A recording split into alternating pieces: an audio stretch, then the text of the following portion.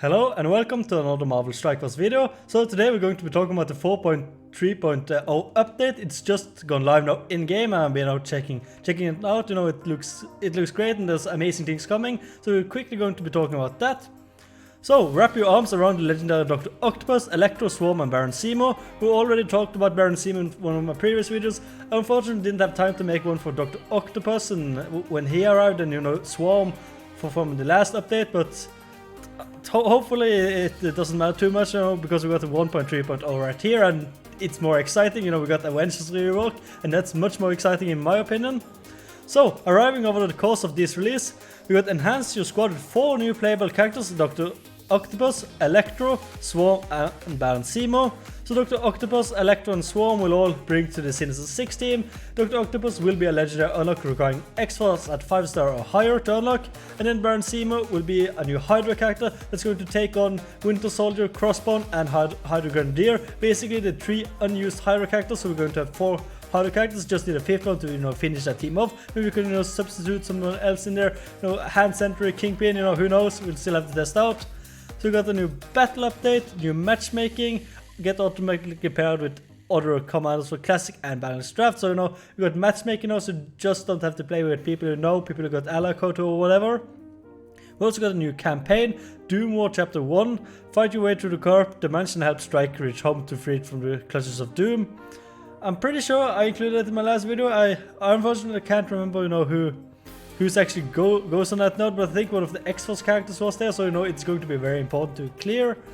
And then we got crafting UI improvement. Messaging now states that when gear materials are needed on another branch, along with the total number needed to craft a piece of gear finally. And then we got assembly X-Force with Dr. Octopus Legendary Event Surgical Strike. You know, 5 X-Force characters required 5 stuff for 5-star unlock, 6 for 6 unlock, and 7 for 7. Then we got squad select filter. You can now filter by trait on the squad selection screen, and that's good. Everything, you know, you can get a filter, sorting or anything, you know, from characters from squads is much needed. And we finally got the daily objective update. Wolverine character shots will be replaced with a new reward once you promote Wolverine to 7 stars.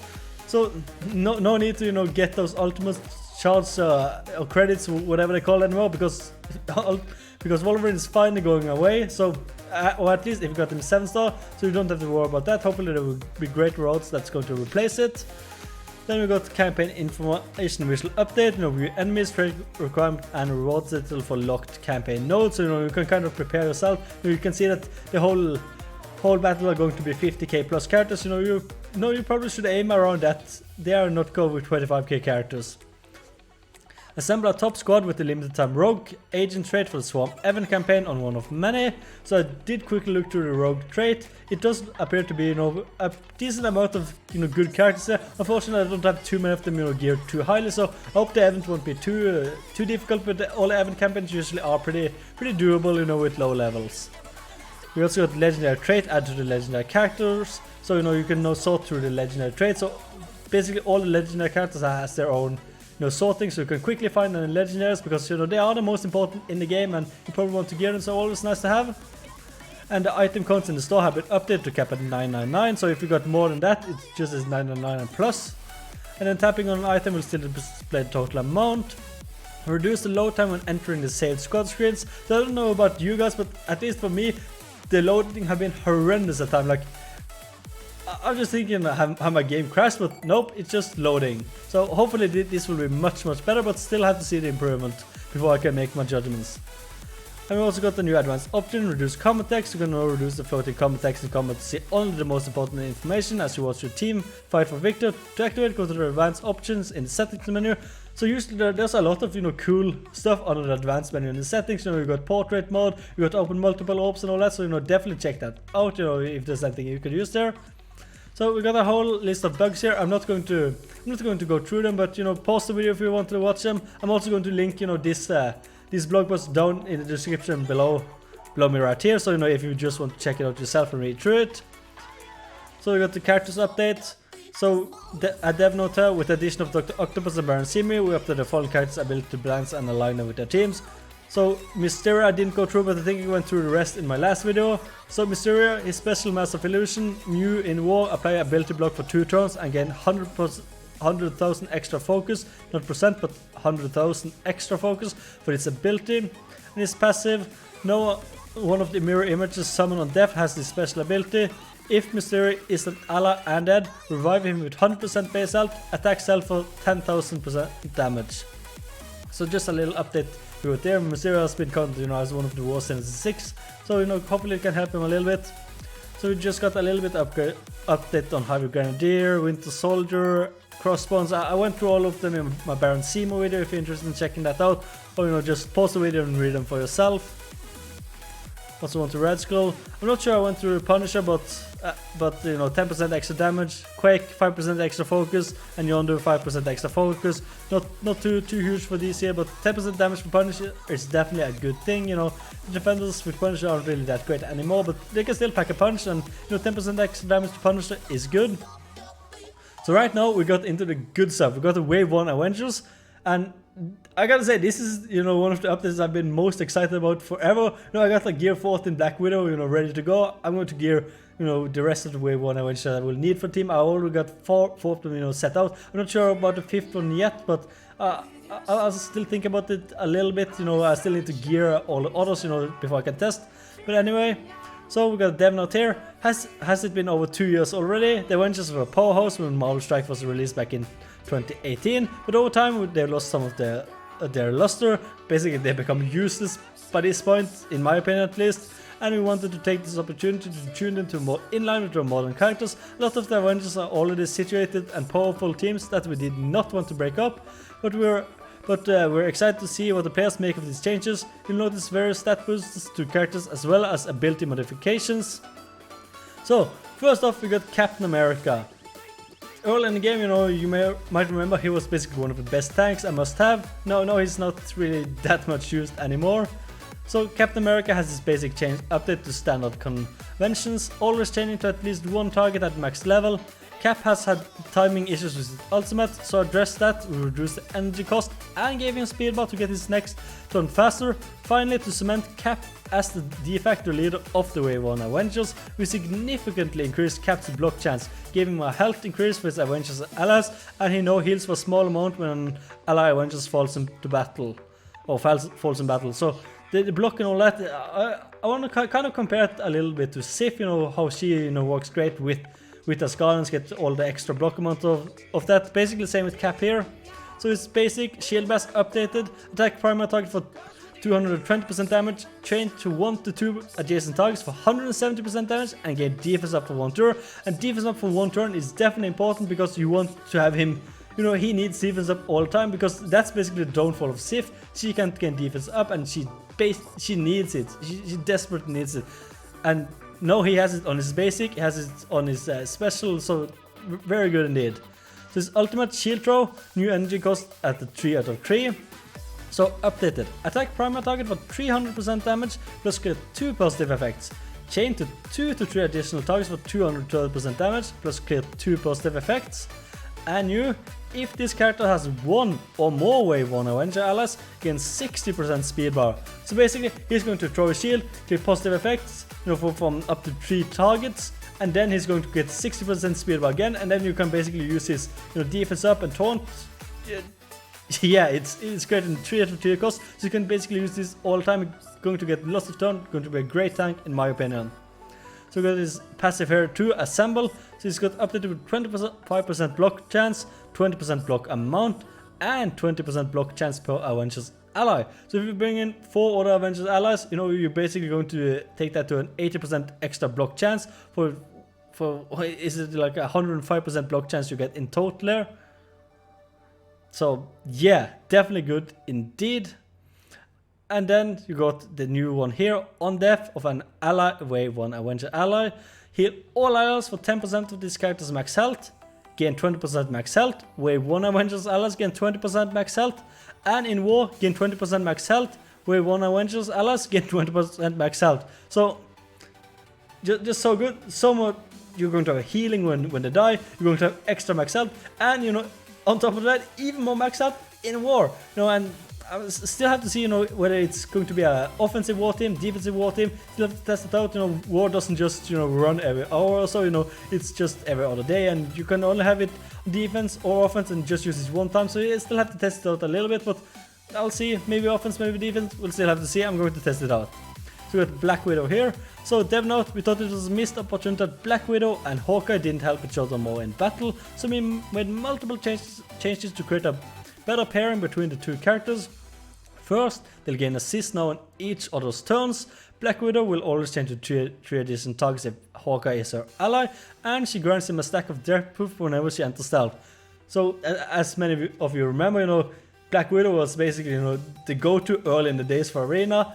She is pretty much useless right now, but I got her Gear 14, and it's a good time to have a Gear 14 right now, and paired together with Hawkeye, just going to be incredible. They're going to be assisting each other so much. It's basically like Corvus and Proxima Midnight, they're going to assist each other and all of that. So we got some base stat increase, health increase by 10%, damage by 5%, focus by 18%, so can take all those buffs even more easily when you're on a stealth, and you're going to gain 5% extra resistance.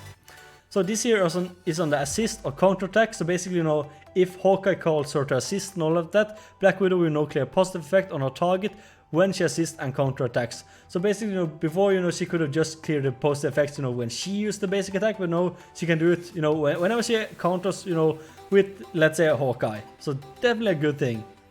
We got updated the ultimate, Widow's Bite. So it's new. If Hawkeye is an ally, always change to 3 targets, because I think without him it's like a 60% target, and at least from my personal experience, I just feel like that fails 90% of the time either way. So definitely good. Definitely need Hawkeye on this team. We got passive Saboteur, which is updated. Gain 50% speed. This is applied after any character has taken any action, so you won't get the extra speed bonus before any character has taken a turn. That's not updated, it just have been like that forever, but anybody that's not been caught up on that, just make sure of that. You won't get the speed bonus before anyone has taken a turn. And then on stealth, gain offense up and apply their proof to an allied Hawkeye. And then we also got new, gain assist now on allied Hawkeye's turn. So definitely a good update to Black Widow, definitely a much better support than she was, and are going to have a lot of fun together with Hawkeye and Black Widow. Also, we got Hawkeye update, of course, to go along with Black Widow. So Hawkeye saw a number of improvements to his kit. We amped up his basic attack, granted some more crit damage to make the extra crit chance feel better. We fixed the oddity with his special abilities, now all effects apply to his primary and adjacent targets. His ultimate always feels like it was missing something, so it now starts with 1 more energy and will apply slow in addition to its original effect. And finally, we increased the chance for his passive to proc to 100% at the max ability level. So it's just so much to unpack with all the characters, but we're soon through it. There's not too much left. But right here, base stat for Hawkeye updated, health increase 15%, focus by 25%, and speed increased from 116 to 131. So definitely good to have some extra speed. It's like 15 speed increase. Definitely good. It's a turn-based game. Whoever goes first, has the advantage. That's how it is in a speed-based game or turn-based game. So definitely a good improvement there. Basic, his Deadeye updated, attack primary attack for 250% damage, gain 20% critical chance and 20% critical damage, and deal 20% piercing with this attack. Definitely a much better basic than it was. We got this special concussion arrow, which is updated with attack primary and adjacent target for 150% damage, plus reduce speed bar by 20% and clear all positive effect. And this attack is unavoidable, so it's going to be clearing those positive effects basically no matter what, you can't avoid it. And then we got ultimate airburst, which is new now with an energy cost starting at a 3 out of 5. It's updated, attack all enemies for 190% damage, apply blind to primary target, 50% chance to apply blind to all main targets. So definitely would have loaded, if this would have been 100%, 75%, at least a little bit higher, but still annoying, if you get a 3 blind on your team, whenever there's an enemy Hawkeye. We all played an enemy Hawkeye before, and all know how frustrating it is, to get blinded.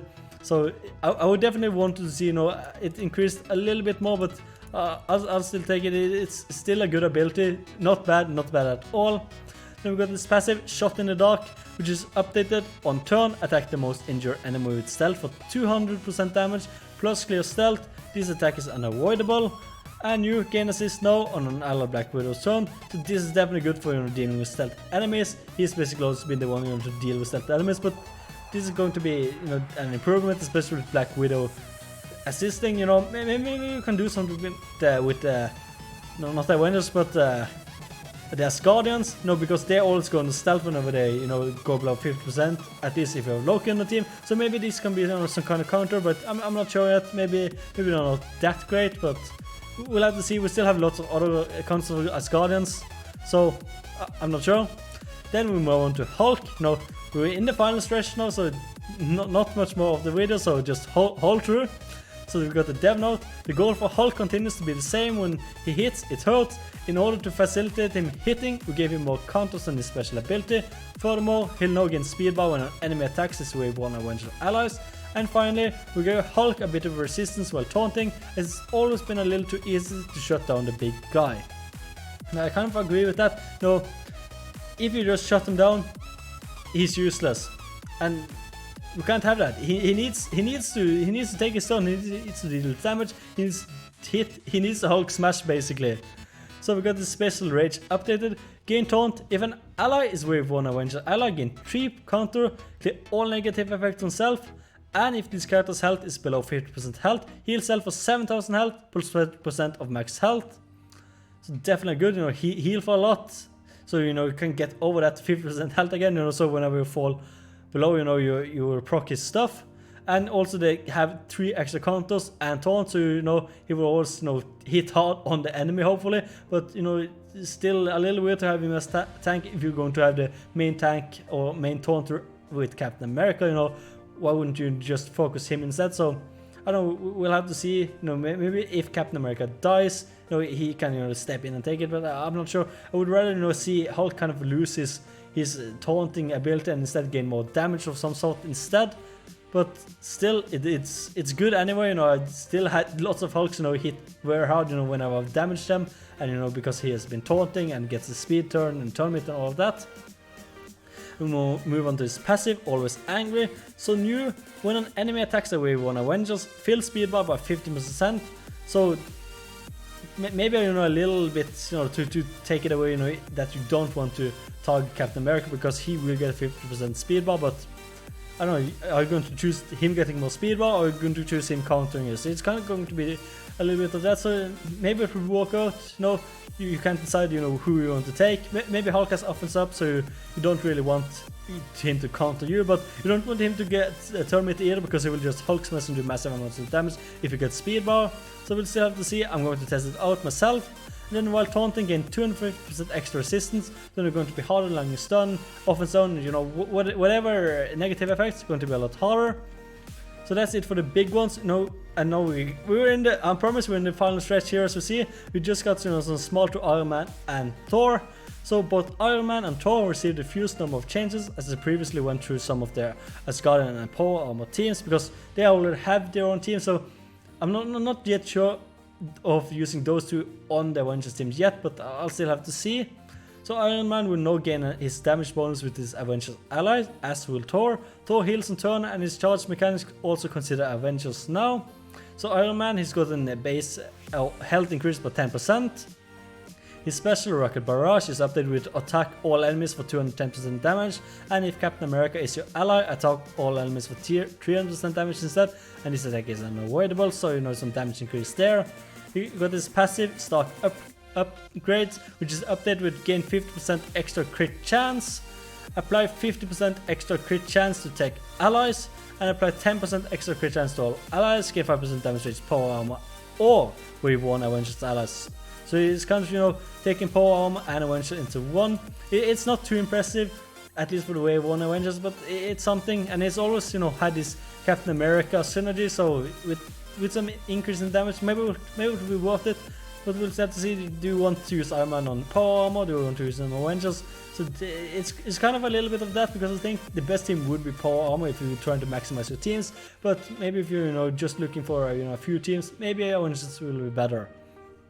So we got Thor lastly now.